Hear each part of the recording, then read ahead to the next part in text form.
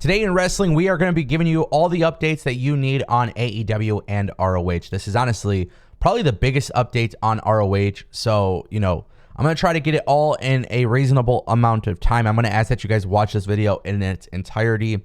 Tony Khan has bought ROH. What does this mean for AEW? There's a massive announcement being planned. Now there's some talk of a new signing being revealed. Also, released WWE superstars who were planned for ROH are no longer being booked for ROH.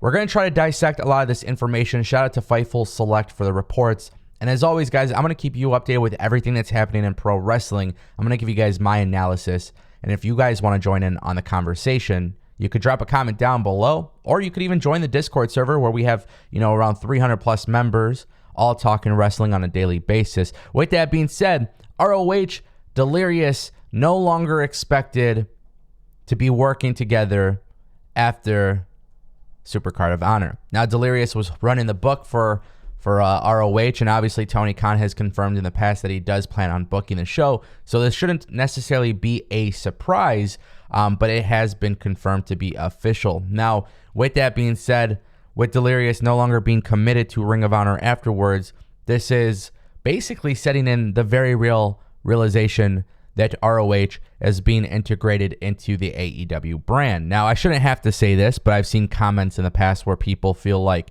AEW and ROH are two separate entities, and that could very well be the case. But All Elite Wrestling has been promoting the ROH stuff literally since the moment that Tony Khan has made this announcement. If you go on allelitewrestling.com, you will see where they announce Tony Khan buying Ring of Honor, all of this different stuff. Now, the reason why that's actually important is because if you're Warner Media, there is no reason why you would give a person your blessing to buy a competitor for it to remain a competitor. You know what I mean? Warner Media would probably not feel good about Tony Khan buying a competitor to AEW only to make it another competitor to AEW. In fact, Tony Khan is on the record for saying that Warner Media was totally cool with it and all that good stuff, which is great. Great stuff.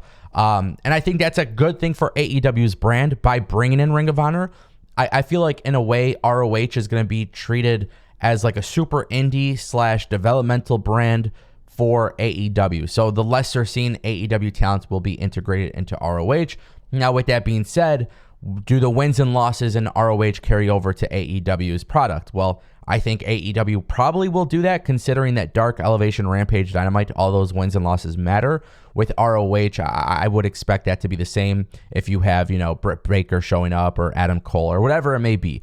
But we do know that Delirious will not be running the book, and it appears that a lot of the ROH staff originally with Sinclair Broadcast will not actually be joining the new company. So that is something to keep in mind.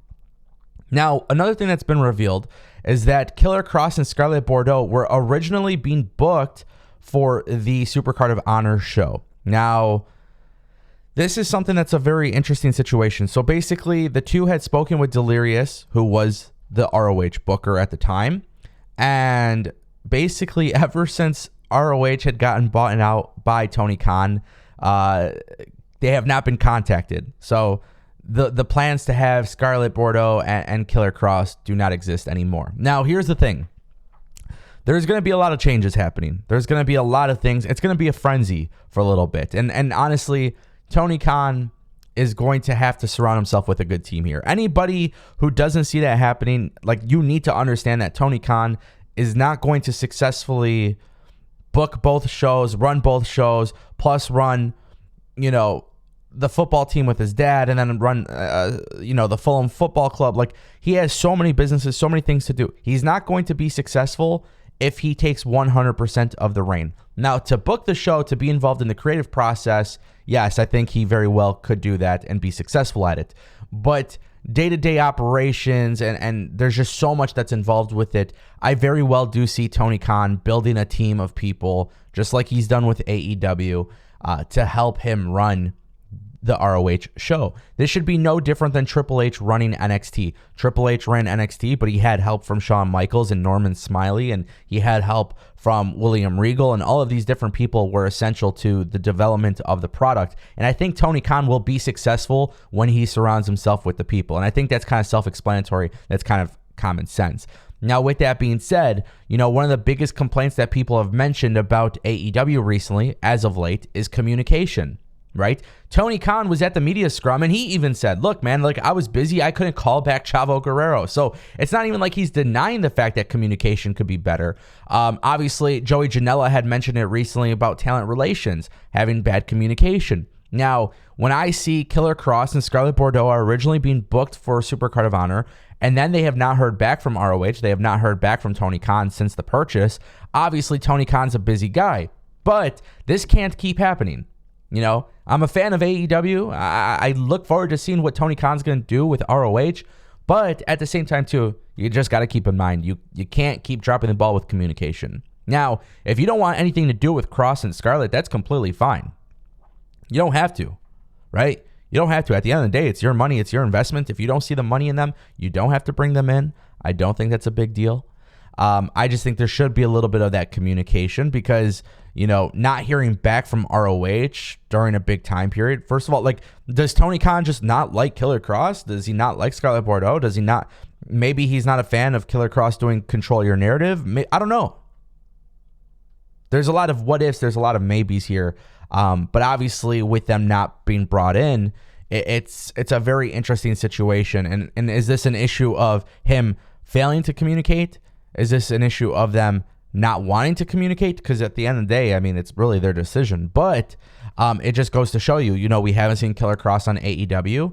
We're seeing him on NJPW Strong. We're seeing him on MLW, but not AEW. These are some pretty big free agents, but nonetheless, it'll be very interesting to see how that works out. Now, with that being said, there is talks that somebody who is at AEW or ROH, whatever you want to call it, AEW ROH Supercard of Honor, there is this belief that somebody there will be signing with the company. Sources have said to expect at least one person on the Supercard of Honor show to emerge as a signing with AEW ROH. Now, we're going to talk about the massive surprise in just a little bit. But does this tie into that massive surprise, right? Tony Khan is not going to announce anything in advance. So far, when you look at the card for ROH Supercard of Honor, you have Alex Zane, who is literally the only person next to the Briscoes not currently signed to AEW. Everybody else, Lee Moriarty, Jay Lethal, FTR, they're all signed to the company. So when you look at that card and you look at Supercard of Honor, as of right now, the only people that really make sense are the Briscoes and Alex Zane. Now, I do have to mention this because it's super important for people to understand that the Briscoes and their whole situation, Warner Media previously did not want them as part of anything on their product. So is Tony Khan going to successfully have two wrestling companies with two different media partners? I don't know if that makes sense. I don't know if Warner Media would like that. And I just don't see how that could be beneficial. Everybody being together under one brand, one umbrella. It could be different shows, but everything being associated with one company, one television partner, one streaming service, one merchandise shop, everything together. I feel like that would just be far more beneficial. I think there's a strength in numbers and partners, and that would make most sense. But there is expected to be a new signing, and I do look forward to seeing who it is. And who knows, maybe Killer Kross and Scarlet Bordeaux are a surprise for that. But let's talk about the surprise. Tony Khan goes on Twitter and he doesn't want to tweet the surprise. He doesn't want to tell you guys the surprise. But after John Elba posted the press release for Tony Khan's confirming details of the Supercard of Honor, we get to a point where Tony Khan says on Twitter, I promise to work hard to make ROH Supercard a great pay-per-view, plus a show to carry on the incredible 20-year legacy of Ring of Honor. I'll continue to make the announcements on the card. I might even have a trick up my sleeve, which I wouldn't announce. ROHTix.com, pay-per-view on Fight TV. Now, a thing that I want everybody to know as well, in this press release, it did officially confirm that Bandito versus Jonathan Gresham will remain on the card. So previously, we talked about how that match was not going to be confirmed. So now that opens up doors. Okay, is Bandito potentially going to be signed? Jonathan Gresham, is he going to be signed? I believe wholeheartedly that Jonathan Gresham is going to walk out of this match as the unified ROH champion. And I think what's going to end up happening is Tony Khan's going to reveal new championship belts. And I think, without a doubt, you got Samoa Joe and CM Punk there. Huge, massive Hall of Fame ceremony. You got all this stuff happening. I think we see Samoa Joe in ROH. I see that could potentially be the signing. I see CM Punk getting involved in Supercard of Honor to pay homage. I think it makes a lot of sense. Bryan Danielson, you're going to see some sort of capacity in which Tony Khan is going to bring this talent in, and then the transition begins to the new ROH. This will be the transitional show, this massive surprise. I mean, I'm excited about it. Obviously, you know, there's a lot of talk about it. A lot of reports are coming in that they are planning a massive surprise. What is it going to be? Only time will tell. But let me know what you guys think in the comment section down below. And as always, I'll see you next time.